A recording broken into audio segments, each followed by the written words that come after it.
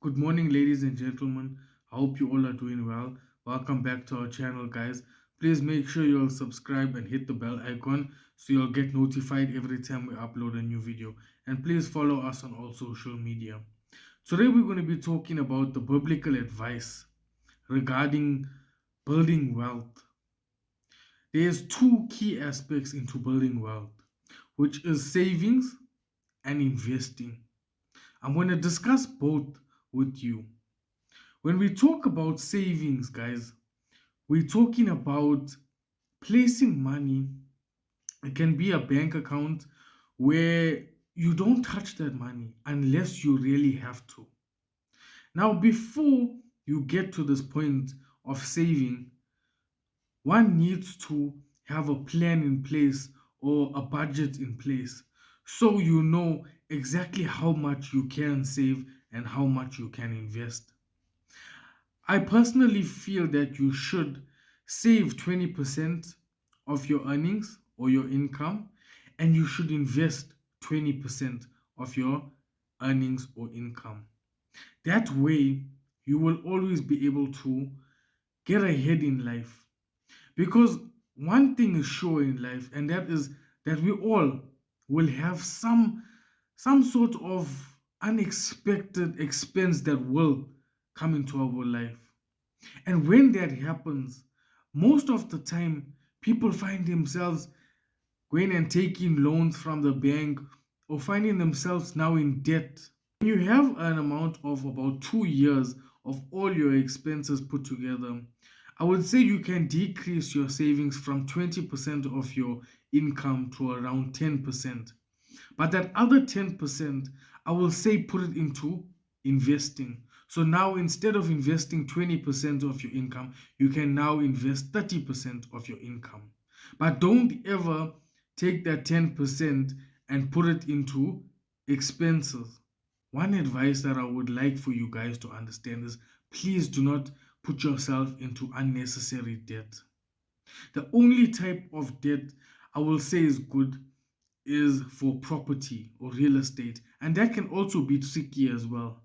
But other than property and real estate, there is no other debt that is good because the amount of interest you pay, all other debt is unnecessary. For instance, don't go and take clothing accounts and so forth. Those type of debt is not worth it at all. When we look at Proverbs 21, verse 20, it says, "The wise store up choice food and olive oil, but fools gulp theirs down." Basically, what this is saying is that you need to save.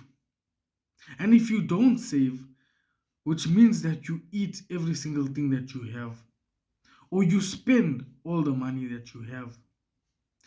Now, that is a fool.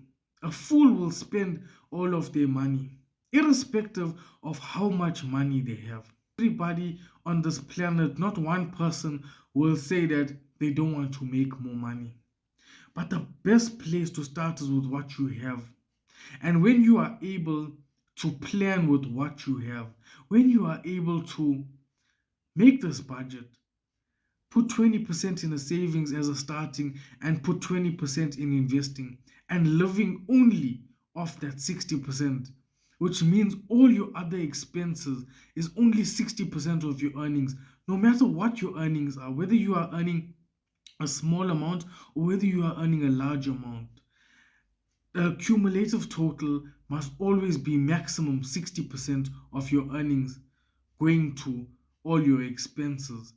And you make sure that at least 20% is used for savings and 20% is used for investing. Let's look at Luke 14, verses 28 to 30. It speaks of planning and the importance of planning. When we also look at Proverbs 10, verse 22, it says, "The blessings of the Lord brings wealth without painful toil for it." Which means that when you trust in the Lord, He will help you to bring this wealth. But obviously, you cannot be foolish. The Lord has given us wisdom, He has given us a wise brain to use it. be able to use all the tools at our disposal. Do research. Go onto Google and other search engines. Go and read books and see how the wealthy make their money. Let's go on to the second part of building wealth, which is investing. The most greatest way of investing your money is in real estate and property. It was back then in biblical times and it will forever be. Now, with real estate, we are talking about all types of land and ownership. We're talking about whether it's agriculture, we're talking about whether it's residential real estate, whether it's commercial real estate, or even industrial real estate. I have a proven track record to generate wealth.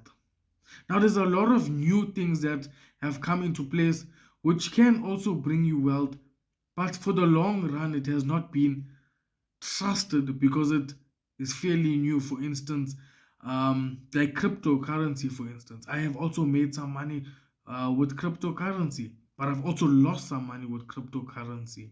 Now, these types of investing, it is also has its pros and it also has its cons. I'm not saying that don't invest in these type of things.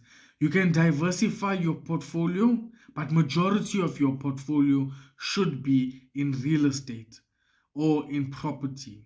And then you should have a small percentage of your portfolio that is also in, for instance, cryptocurrency, forex, stocks is another good one that is similar to property.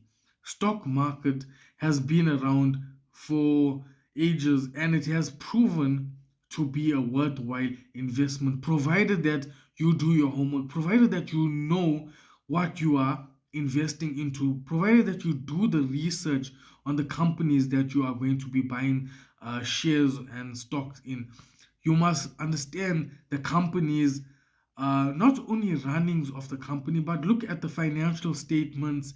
And sometimes, if you look at the financial statements, it might not look as good, but in the long run, because if you understand the concept of the company, for instance, if we look at many renewable energy companies 10 years ago, financial statements would have shown that these companies are not doing so well.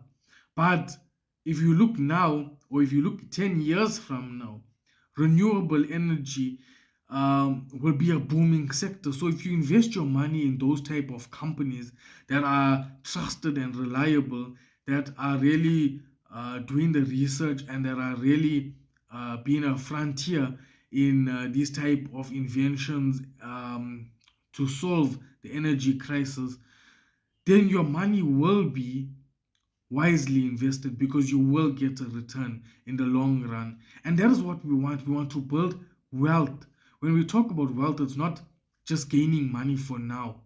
Wealth is about having the ability to not worry about money. Wealth is about creating that secureness financially.